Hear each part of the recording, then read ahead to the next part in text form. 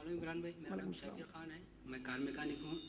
मैं सूरह बकरा की आयत नंबर 62 का सवाल पूछ रहा हूँ। अल्लाह ताला बोल रहे कि जो यहूदी है, ईसाई है, सितारा परस, कोई भी शख्स अल्लाह और आखिरत पे यकीन रखेगा तो अल्लाह ताला उनको अज़ाब नहीं देगा, जन्नत में डालेगा। तो उसके बारे में क्यों बोलते मेरे क्रिश्चियन दोस्त वही आयत कोट करते हैं। जी, भाई ने सवाल किया है, अल्लाह ताला सूरह बकरा की आयत नंबर 62 में कह रहे हैं कि चाहे वो यहूदी हों या ईसाई हों, जो कोई अल्लाह और आखिरत पर ईमान रखेंगे अल्लाह उन्हें जन्नत अता करेंगे। तो इस आयत के बारे में वो क्रिश्चियन दोस्त सवाल कर रहे हैं कि भाई उसमें अल्लाह ने कहा है मुसलमान होना ज़रूरी नहीं है, यहूदी हो या ईसाई हो, अगर अल्लाह और आखिरत पर ईमान रखे तो अल्लाह ताला जन्नत में डालेंगे।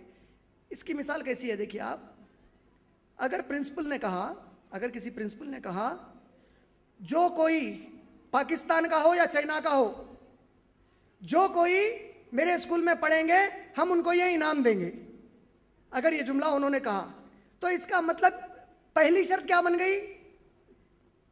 स्कूल में तुम कुरान कोट कर रहे, कुरान नबी पे नाजिल हुई, कुरान बोल रही मैं किताब अल्लाह हूं, कुरान बोल रही इस पर ईमान लाओ, कुरान बोल रही ईसा अलैहिस्सलाम को माबूद मत मानो, कुरान बोल रही ईसा अलैहिस्सलाम रसूल है, वो पूरे छोड़ के बेटा एक निकाल के उसके माने अपने मनानी पढ़ लेता।